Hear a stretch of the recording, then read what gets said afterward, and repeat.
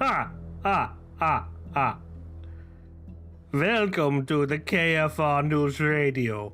I want to spoil your movies. The following podcast contains spoilers for Interview with the Vampire Chronicles. You have been warned. Ah, ah, ah, ah.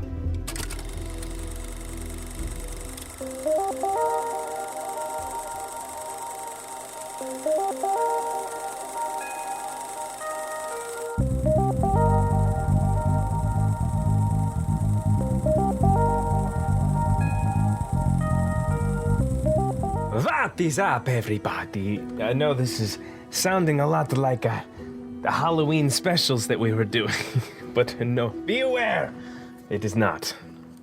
How's everybody doing? This is another podcast with Benjamin Button and Miguel Magusto. Yes. Yes. You went from French to like Transylvanian to Southern real quick. I was stirring my tea and I was like, just break character already. Just break it. Just break it. How you doing? God. I'm not bad. I'm hopped up on some Z-Quil right now, ready to pass out as soon as possible. Mm-hmm. Just watched some Nacho Libre, so I'm just... Yeah. I'm at a massive all-time high right now. Well, that reminds me. What movies have you watched this past week? Oh, well, I watched, the first one was Coda. I got a little spree this kind of week. You did. By spree, I mean like 3 or 4 movies. But anyway. That's a spree for you. The first one was Coda, otherwise known as Child of Deaf Adults, which was... I know it's been on the list as far as, possible Tonys go.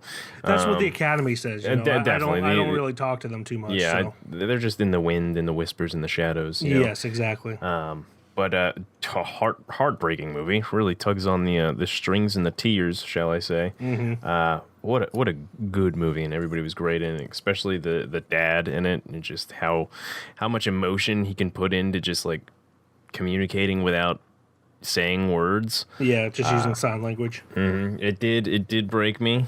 It did break me once, and I tell you what, I wasn't a fan of that breakage because I'm a grown man. Goddamn. It was a fantastic film. After that, I watched Mass, which I knew absolutely nothing about. I knew this was on your horizons, so I was like, I'm gonna watch that bad boy. I didn't exactly enjoy it in the first half. It was kind of really awkward at first, and I just was like, where is this going? I kind of felt I knew where it was going to go, but I was like, tell me where it's going. And then it boom, and then the roller coaster kept going up and up and up, and then it came to a dramatic down, and then I was like, I'm tired of roller coasters right now. Holy shit, that hurt. Yeah. It was a really good film. Everybody was pretty great in it, especially who are the two parents of the one child that I shall say, but they were fantastic. Well, I mean, it's not a secret. The movie is about two parents whose kids were involved in the school shooting. One's kid's family, like one kid was the shooter, one kid was a victim. Which one are you talking about? The victims' parents. So Martha Plimpton and Jason Isaac. Isaacs, yeah. Yeah. Yeah, they were both really great, too. They were great, especially Jason Isaacs. Yeah, and Dowd's really great in it, too. Yeah. The dad of the shooter was the odd man out, but he was also supposed to be more withheld. Like, he was supposed to be the least emotional one. So he did a good job. It's just he didn't have a lot to work with, really. Yeah, in comparison to the other three, it wasn't nearly as much. Reed Birney is the actor. Did you know that was written and directed by the pothead from The Cabin in the Woods? Really? Yeah. That's actually hilarious. Yeah, his, Fran Kranz, or Fran Kranz. I don't know how you pronounce his name. Mm-hmm. But yeah, the pothead from The Cabin in the Woods, he wrote and directed that. Masterful movie, in my opinion. He's in a bunch of movies, actually. Yeah, I think he's kind of shifted more towards writing and directing. The Village, Training Day, and also Donnie Darko. He's in an episode of It's Always Sunny where he plays a scientist that likes to break apart poop. He's in the Poop the Bed episode. So very nice. Yes, just a little fun facts. After that, we watched Moonfall, which there's a review up on the interwebs for that. And lastly, of course, as I said, I watched Nacho Libre and the movie we're about to talk about here soon. But what, dear Lord, did you watch, my good friend? You had your movies a little bit out of order. You watched Moonfall before you watched at least Mass, and I think you also forgot one. You also forgot one, I think. I always Did I? Swan Song with Mahershala Ali. How do I do this? I don't know. I watch a movie to enjoy it, and I just never rate them. I always do that with the ones we do for YouTube, like the first runs, and just forget. I'm just like, oh, that never existed. Anyway, Swan Song was a wicked movie. That was awesome. Yeah, and I feel like it didn't take wildly out of place, like how futuristic technology goes. You know how they have the earbuds and the little. I feel like it didn't. It was definitely in the realm of reality as far as how the future could go. Besides the cloning and shit. Yeah, it wasn't like flying cars and shit. Yeah, but I get what you're saying. I had a relatively light week this week. I watched only 11 movies. Hold for applause. Holy shit. Yeah, the first one I watched, Cool Hand Luke, part of the 1001 movies you must see before you die. Did you watch that before? No, the first time watching it. Oh, wow. I watched that before you. I had no idea that this was the movie where the line, what we have here is a failure to communicate. I had no idea that was from this. Here. Yeah. I don't remember what movie I thought that was from, but it's clear now. I definitely think I know which movie, but I don't know. Yeah.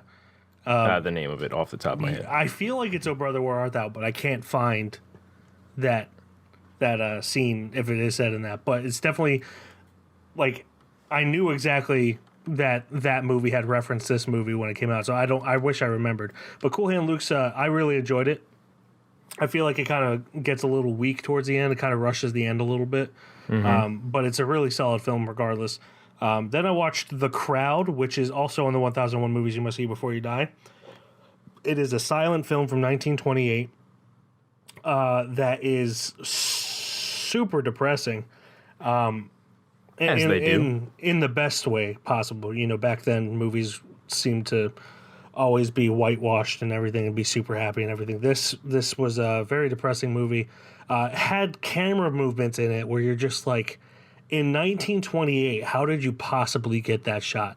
And I love movies like that, especially silent films where you're just like, you could see where things were created, But that was a really solid movie.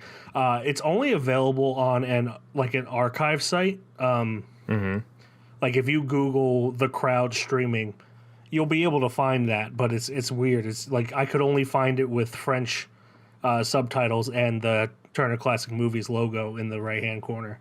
So yeah, weird. Very rare movie for being such a well-renowned movie. Then I watched What Dreams May Come, which is Robin Williams. He dies, and then he finds out his wife committed suicide and went to hell because some people believe that is what happens, and he has to go to hell to try to save her. Knowing how Robin Williams died kind of hit way too close to home, but otherwise it was really good. Very colorful movie, very... I like the design. It was terrifying. There are parts of it that were absolutely terrifying, and I did not expect that from a Robin Williams movie. Was this the Naruto one? Yeah. He Robin Williams invented Naruto running. Naruto. Yeah. There's this part where he jumps off a cliff and flies, and then when he lands, he starts Naruto running. And this came out either the same year as Naruto or 2 years after. I don't know. I don't remember. But we looked it up, and it looks like they're pretty close together. But yeah, for a whole 2 seconds, he was running like that, and I thought it was hilarious. I hope to break your concentration real quick. I hope you know I've been deep diving the shit out of the internet for what that movie is. That said, what we got here is a failure to communicate. This is why I've been so quiet the last 2 minutes. Oh, it's fine. It's fine. Honestly, it's for the best. I'm in the bag right now. Then we watched Moonfall together. We have a review for that on YouTube. You can check that out. Then I watched Mass, the movie we already talked about. Really good movie. Highly suggest people check it out. Then I watched The Lost Daughter, which is directed by Maggie Gyllenhaal, starring Olivia Colman, Dakota Johnson, and Jessie Buckley. It's a fine movie. It is very well made, but the story is dull, if that makes sense. Yeah. Like, I feel like there's just something missing from it to make it more exciting, and it was just kind of awkward and annoying. The story, not the way it was made. I feel like there's just a piece missing that would have tied it all together. But yeah, it's an okay movie. Then I watched Swan Song, which we briefly talked about. Mahershala Ali. I really liked it. I thought he had a killer performance as both him and his clone. Yeah, really solid movie. Got great cinematography, great music. Yeah, like you said, it's very close to the not so distant future. Just a straight touching story. Yes, touching story. Some of the best chemistry and the best meet cute I've ever seen in a movie. Where like they meet on the train. And a surprise Aquafina. There's nothing wrong with a surprise Aquafina. Nothing at all. Nothing at all. Then I watched Lola, which is on the 1001 Movies You Must See Before You Die. It's a French New Wave film about this guy who bumps into his childhood love, and he tries to figure that out. And it's a whole thing. She's a cabaret dancer. She has a son. A whole bunch of complications. He gets involved in like diamond smuggling. Oh. It's a really all over the place movie, but I usually don't like French wave movies. I think they're, for the most part, pretty boring. This one was actually pretty good. Okay. I thought it had good pacing, which is my biggest problem with French New Wave films. Switching it up on you. Yeah, they have horrible pacing for the most part, in my opinion. I know a lot of people go for that, but they have like Jean-Luc Godard. I don't like any of his films that I've seen because of his pacing. But Lola had really good pacing, so yeah, that was Very pretty nice. good. Then I watched Bottle Rocket, which is Wes Anderson's first feature film. And I believe it's the acting debut for both Luke and Owen Wilson. Really? Yeah, so wow. Wow, that's crazy. Wow. It's you might like it because it's not like, I know you're not a huge fan of Wes Anderson, but this is like his least Wes Anderson movie because it was his first. Very nice. And I think he was like trying to figure out his whole shtick. His whole style. And also Owen Wilson's hilarious in it, so I would suggest you check that out. Put it on the bag. Yeah. Random thought. What do you think of the Grand Budapest Hotel? Out of his movies, I like that one the most, I think. Okay. Well, that's what I would expect. Then I watched Interview with the Vampire. We'll get Interview with the Vampire, which we'll get to in just a second. And then the original Nightmare Alley. We watched the Guillermo del Toro one together last month, and then I watched the original on Criterion Channel because it's leaving tomorrow. Today was the last day you could watch it on. Oh, no. Yeah. So, yeah, that was really good. I think you would probably like that one more. Because if I remember correctly, I feel like you had a problem with the pacing of the Guillermo del Toro one and how long it was. Yeah. I don't remember the exact reasons, to be honest, but yeah, it was a little more dull than I expected, I think, was one of the major ones. Yeah, that's But I think fair. that was also kind of the point. This one was faster moving. Obviously, it has like the same problems as a lot of old movies do, with like censorship and everything. So it's not as risque or violent, so to speak. But it hits all the same beats, but in like a faster pacing. So I really liked it, but it also really made me appreciate the Guillermo del Toro one more. Yeah. Which, you know, I don't know which one I like more. They're just different enough where I can't really compare them. But yeah, really enjoyed that. But that's all I watched for this week. I know, just not that many movies as people were expecting. You need to start stepping it up. Yeah, so hopefully I'll step it up next week. But for now, let's get into Interview with the Vampire. The Vampire Chronicles. The Vampire Chronicles, my bad. I've never heard it called that. I've never either. Not once. I don't know why it's called It's like X-Men Origins Wolverine. Yeah, exactly. He chose one man. He gave him infinite power, eternal life, and a daughter who would be forever young. This is the only real evil left. And then he took the light of day.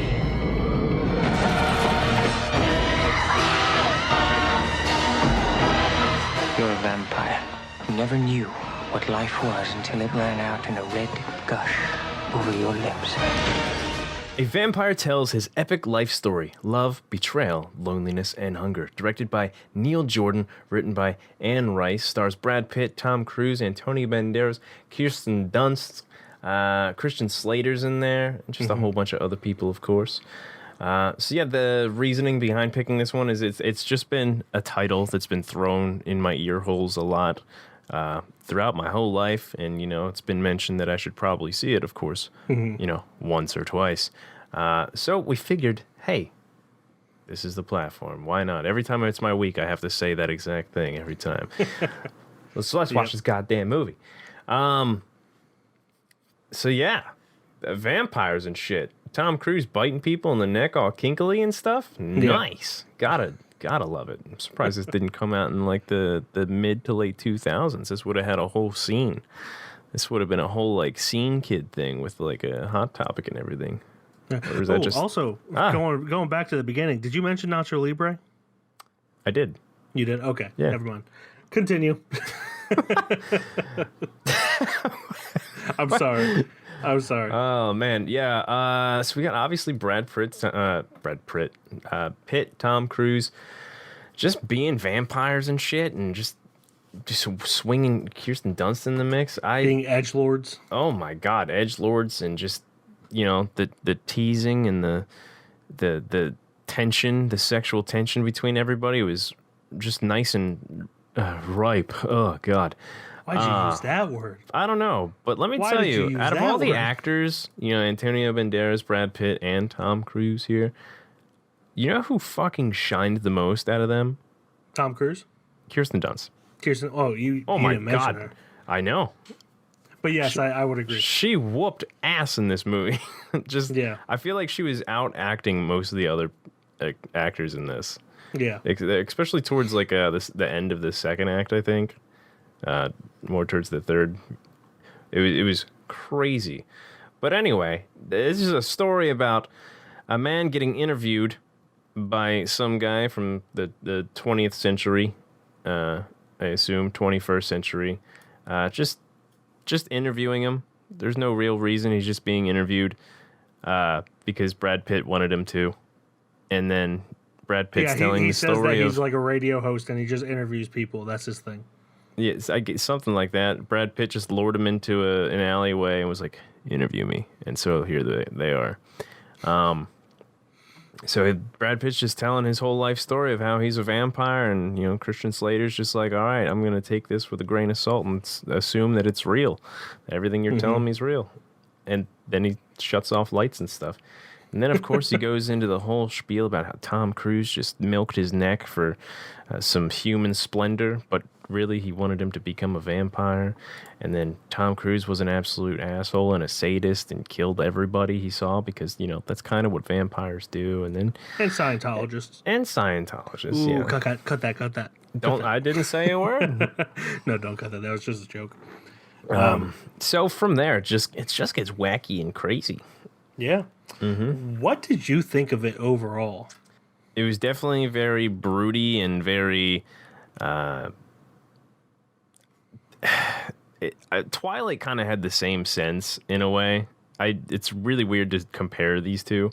Yeah. But like where everybody was so kind of elegant and just above human natural behavior and shit like that. And nobody felt like they were being a person, even though, of course, they're all, vampires. But like everybody's like, it feels like they're just rich. They're too rich, Yeah. I don't know how else to describe it. Well, they've got some regal in their blood. Yeah, it's like the whole Victorian era or whatever. It starts in the late 1700s. My very first note that I put was vampire plantation owner, not good. Very much not good. So when he said he was a plantation owner, I was like, oh man, I'm already against you. I don't care what happens to you. This is not a good start, my friend. I personally thought that this movie, while stylish and had some really cool segments, for the most part was kind of boring. Yeah, for the most part. Like it's very repetitive, and like Brad Pitt becomes a vampire, then he finds out he has to kill people as if he didn't think that through. He didn't think you were gonna have to kill people, and then Tom Cruise is like, you gotta kill people. Oh, I'm mad at you. And then they break up, and then they come back together, and then Brad Pitt's like, oh, I don't want to kill people, and then Tom Cruise is like, oh, you gotta kill people. I'm mad at you. Then they break up, and then Brad Pitt comes back, and he's like, oh, I don't want to kill people, and then Tom Cruise is like, oh, you gotta kill people. I'm mad at you. And then he finally kills somebody. He's like, oh, thank God. And then he turns them into a vampire. He's like, I'm still mad at you, though. Yeah, I'm still mad at you. Because he didn't want to kill her. Very, very repetitive and tedious. And honestly, while watching it, like it's a solid movie. But when I was watching it, I was like, how does this have a 7.5 out of 10 on IMDb? Like, it's like mid to low sixes I could understand. But 7.5... I think is a pretty high rating for this. I myself had no idea. I still haven't rated it yet. I still don't know what I want to put. It is a very interesting movie, to say the least. It is very slow in the beginning, at least the first act, and then not in a good way either. Like there's not enough payoff. I can handle slow. What I can't handle is slow and repetitive. Yeah, once Kirsten Dunst comes into the mix, it gets a little bit better, but then it starts repeating itself with that a bit. Yeah, that's where that gets repetitive, and where she's kind like, oh, I want to grow up. Well, you can't grow up. Well, I'm mad now. Yeah, I want to grow up. Well, you can't grow up. Well, I'm mad now. And it's so repetitive throughout. It's weird for me because, well, I'm sure it's weird for a lot of people. It's just very Brad Pitt and her and Tom Cruise kind of became this father thing, but at the same time, it became kind of like a lover thing with her and Brad Pitt, but they never showed anything. They just called each other beloved and stuff like that. Yeah. Still weird. They did at one point show them very briefly kiss, like is what you talked about last week. It's why you kind of weirded out that I picked this. You're like, oh, there's a kiss with her in it with an adult. It's kind of weird. It was very brief. Before people kicked down the door and like, stop that. Yeah. Like legitimately, all they had to do to make that kiss not creepy, move it 2 inches to the left. Or down. Where I don't remember the positioning, but like have her kiss his cheek. Yeah. That's not creepy. That's a father-daughter thing. Yeah, anywhere. But it was this isn't Tom Brady, come on. It was basically implying the whole time that it was, more than father-daughter, even though they did a lot. This had a lot of, implying a lot of things. Definitely, gay undertones everywhere, which, it's a good thing. Obviously, they couldn't show more. It was the 90s. People didn't want to see that, I guess. And then, of course, definitely people don't want to see a dude making out with a teenage girl, not even probably a teenage girl at the time. So they definitely didn't want to do that. Yeah.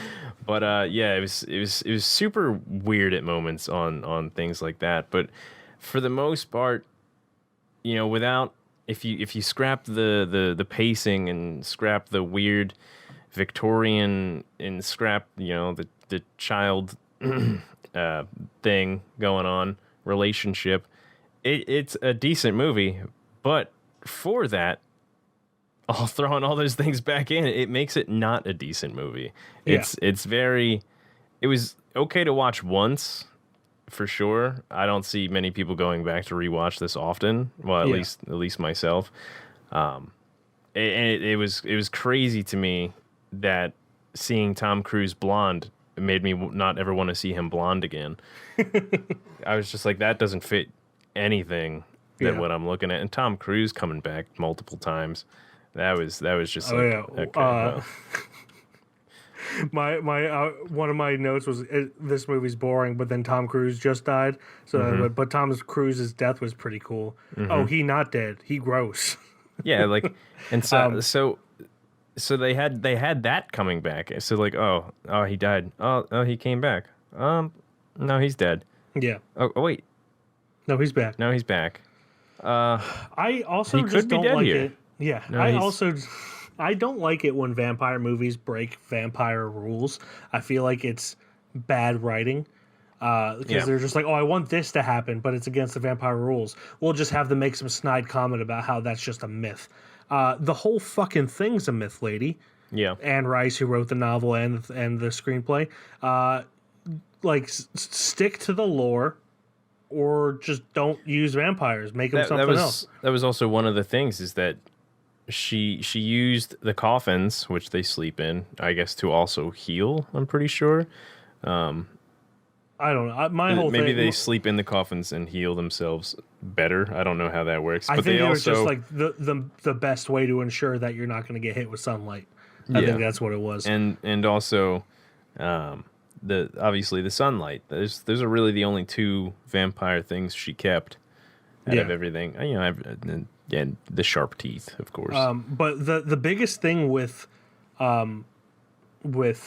vampires is if the vampire that turned you into a vampire dies, you also die, which is the reason why vampires don't kill the ones that turn them into vampires, because then they will also die. It's a whole, like, you know, existential thing where, like, do I really want to die? Blah, blah, blah. But in this, they're just, like, trying to kill each other left and right. And it's just, that was my biggest thing. It was like, oh, we're going to ignore that rule because it doesn't go into... Was that a rule in this one? Not in this one, no. I was going to say, with that one, I can give and take.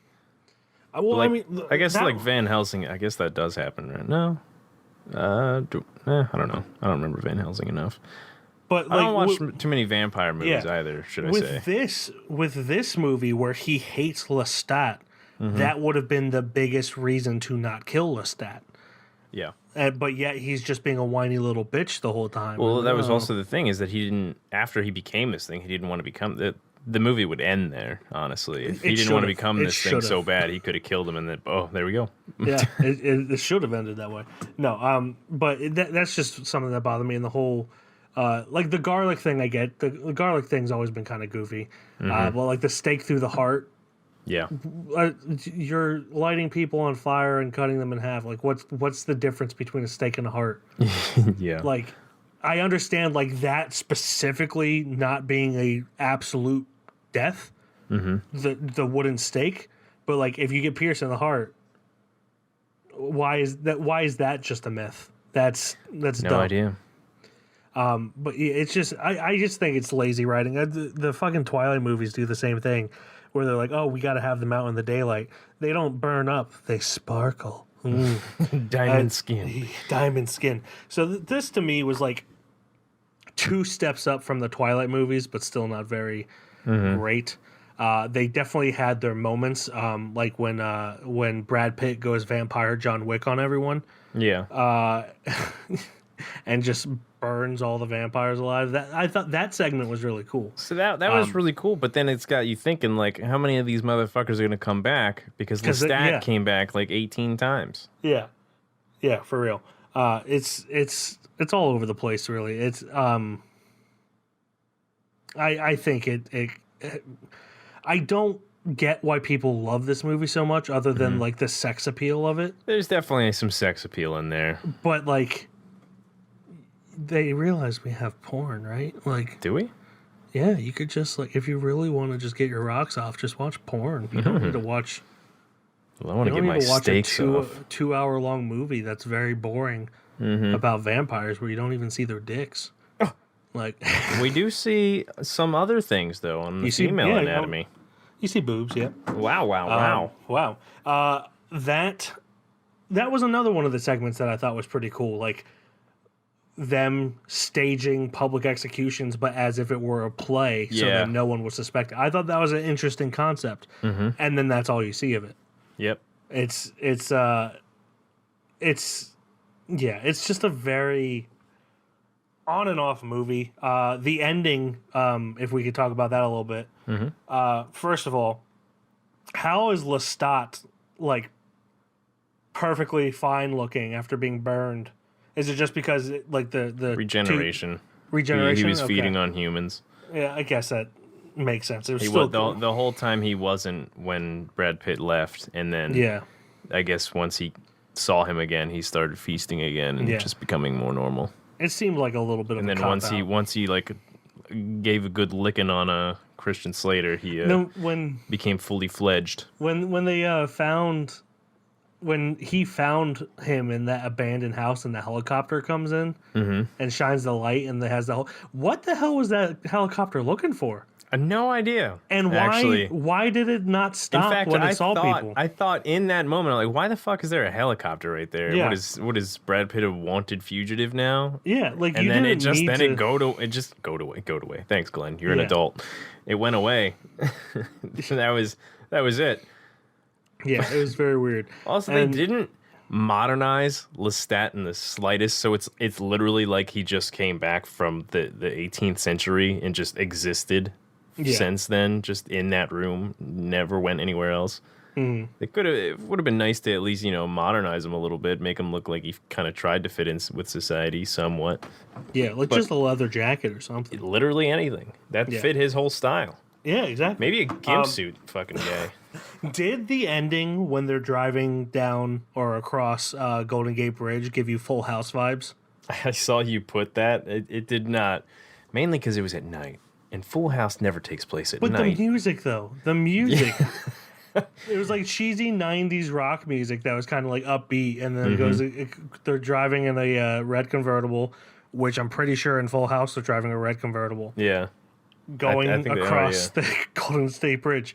I see it now with my eyes. When that happened, I was just like, this is just reminding me of Full House. Oh, that was a line in this movie. He's like, what do you see with your special eyes or your vampire eyes, wasn't it? Was that in this? Oh, my God. And it reminded me of a movie that what was it? Lord of the Rings. What do you hear with your elf ears or something? Fuck, I'm going to lose my mind now. It's not going to happen.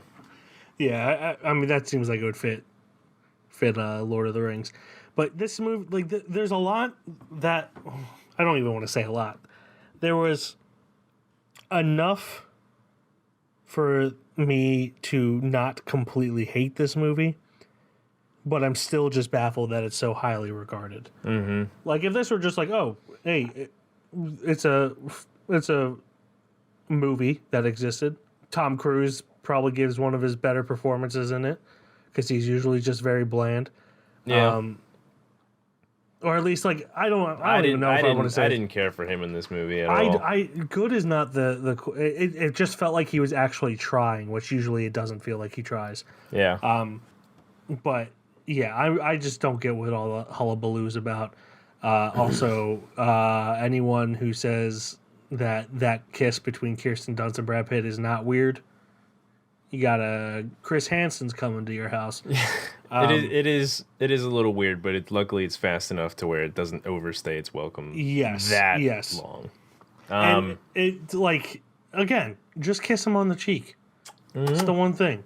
Yeah, I mean, 30 years together, over 30 years together, it would make sense why they kissed on the faces. It makes sense, but especially at the same time, especially when it was like, beloved, my dear. Yes, but not enough happened for you to... Well, they didn't... It was the 90s. Nobody wanted to see that at all.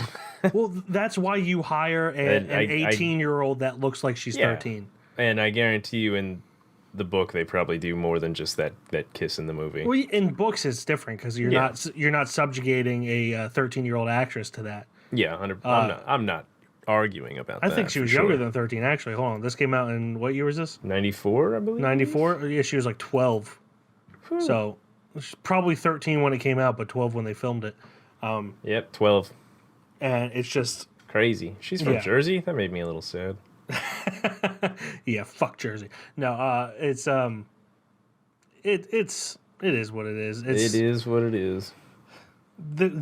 But yeah, just hire an older actress if you want them to kiss on the lips. Hire an older actress so people can be like, okay, like with Licorice Pizza. Yes, it's a 15-year-old and a 25-year-old, but they're both over the age of 18, so it makes it less weird to actually be watching it, even though like the story's about a 15-year-old, 25-year-old. Yep, that's what you got to do. It definitely made me realize that if Brad Pitt can go like centuries without getting a haircut, I could do it too. I could just do it. You're not a vampire. Fuck. I'm just pale enough to be one, though. That's true. That's very true. But yeah, I don't got anything else to say really. Yeah, I think we talked about it. Yes, we did. We did indeed talk about it. So that brings us to the judgment for Interview with the Vampire Chronicles. Don't even know why that's there. Did they make another one? I assume they were gonna make more if this did well enough, or just I don't know what happened there. But I hate unnecessary subtitles in titles. But yeah, that brings us to the judgment. As always, it needs to be a unanimous decision whether it becomes a shelf boy with the likes of Apostle and Handmaiden. Glenn, you picked this, so you get to go first. I would say no. I would say this was nice enough to maybe watch once, if that. But I wouldn't exactly subjugate myself to watch it another time. Probably. Yeah. Glad I did. Now I can talk to people about it in the real world. Yeah. If it weren't boring, maybe I would have liked it more. But it's extremely dull and boring for too long of it.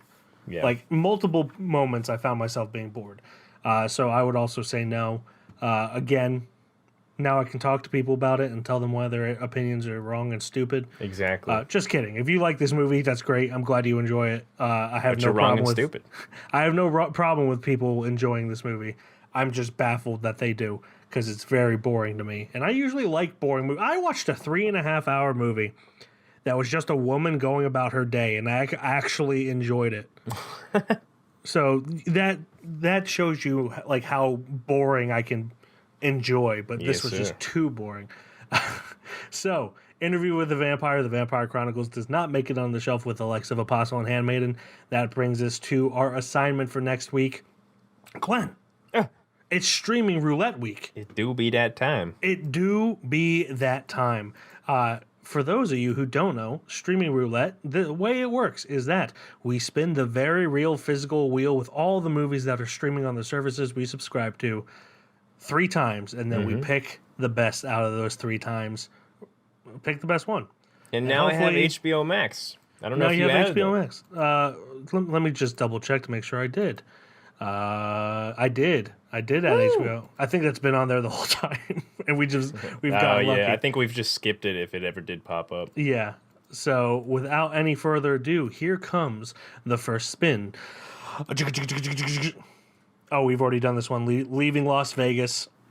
So we're gonna skip that one. X-Men Apocalypse. Oh God. Oh God. From 2016. Should I put a fun fact in here about this one? Sure. This is the movie that made me stop watching basically some Marvel movies. That and then Fan 4-Stick. Oh, right, yeah. Actually, Fox movies, sorry. Yeah, I got... Well, now Fox is owned by Disney, so there's that. In the 1980s, the X-Men must defeat an ancient, all-powerful mutant, En-Sabah Nur, who intends to live through bringing destruction to the world, directed by disgraced director Bryan Singer. Sorry, I just had to throw that in there. Written by Simon Kinberg, disgraced writer Bryan Singer, Michael Dougherty, and starring James McAvoy, Michael Fassbender, Jennifer Lawrence, Nicholas Hoult, Oscar Isaac, Rose Byrne, Evan Peters, Josh Hellman, Sophie Turner, Ty Sheridan, Lucas Till, Cody Smith-McPhee, Ben Hardy, Alexandria Shipp, and much, much more. Olivia Munn's in there for a bit. Yes. I have not seen this, so I have no idea how long she's in there for. But yes, X-Men Apocalypse, that is our first choice. Here comes spin number 2. Please be something better. Caro Diario. Okay. 1993. It is Caro Diaro. It's not coming up, you sumbitch. Is it Dear Diary? It might be Dear Diary. 1993 film? Yeah, it's on Tubi. I don't know if we want to include that. Dear Diary, if it... Yeah, that looks like it. Caro Diario. Where's this from? It is from Italy. It is on Tubi, and that is directed by Nanni Moretti and written by Nanni Moretti. starring Nani Moretti, Renato Carpentiero, Thierry. Oh, I don't know why I added an O at the end. Giovanna Bazzolo, Sebastiano Nardone, Antonio. Why am I reading more? Antonio's in there as well. Good old Antonio. Director Nani Moretti takes a mordant look at Italian life through the 3 anthological vignettes presented as the chapters of an open diary. And that is going to be available on Tubi. We didn't say where X-Men Apocalypse is. X-Men Apocalypse is on Disney Plus. I should have known. And then those are our first 2 movies. Please. I mean, Dear Diary sounds okay, but I'd rather watch something else. So please give us something good. Paris Blues from 1961. See, we're going back to Paris, huh? Jesus, Glenn. Paris, huh? Paris, yeah. This is on Pluto and Tubi. Ooh, Paul Newman. Paul Newman? Yeah, Pluto and Tubi. That sex idol? Don't mind if I do. It is approved, just so anyone wants to know. Approved. During the 1960s, 2 Americans expatriate? I've never heard that word before. Jazz musicians living in Paris meet and fall in love with 2 American tourist girls. Directed by Martin Ritt, written by Jack Schur, Irene Camp, and Walter Bernstein, starring Paul Newman, Joan Woodward, Sidney Poitier, Louis Armstrong. The very soonly late Sidney. Yes. Louis Armstrong, huh? Louis Armstrong. Barbara Lag. Diane Carroll, Barbara Lag. I don't know who that is. Is that a musician? Sure. You sounded excited. Don't I think it's somebody that I'm not thinking of. Are you thinking of Jessica Lange? Yes. Okay. But yeah, that is going to be on Pluto or Tubi. Or Hoopla, if you have a Hoopla, which I do not have. This is quite a fiasco that we're in. X-Men's off the list. Yeah. Get out of here. So Oscar Isaac tried his best in that movie. Bryan Singer should have stopped at Days of Future Past. Bryan Singer should have. Yeah. Caro Diario or Paris Blues. I mean, I'm excited for some Paul Newman, I'll be honest. I mean, I'm always excited for Paul Newman. I do love some Paul Newman. Well, let's go with Paris Blues then. It sounds good. We're going back to Paris, baby. Going back to Paris. So Paris Blues is our assignment for next week. That is on Pluto and Tubi, I believe, is what I said. I'm not going to go back and check that, but you can if you really want to.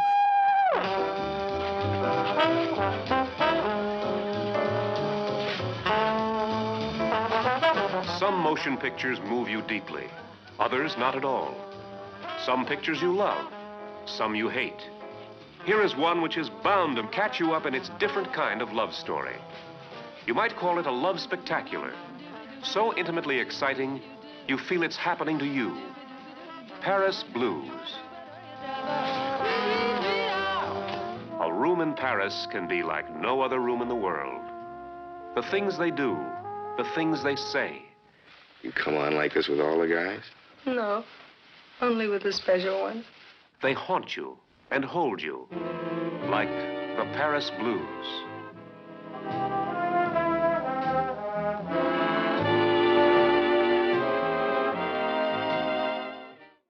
Thank you, everyone, for listening. As always, you can check out our website at www.keystonefilmreview.com. On Instagram, Keystone_film_review. Twitter, Keystone_film. Facebook, Keystone Film Review. YouTube, Keystone Film Review. TikTok, Keystone Film Review. And on Letterboxd, I am Mike KFR. And I am Glenn KFR. And that will do it until next week when we watch Paris Blues with Paul Newman and his Baby Blues, even though it's in black and white. Baby Grays. Baby Grays. And Sidney Poitier is in there, too. Yes. I don't think I've seen the Sidney Poitier movie. I feel like I might have. I'd have to look it up, though. Maybe one. I might have seen one. I'll look it up now. But yeah, anyway. Anyway. Bye, everybody. Bye.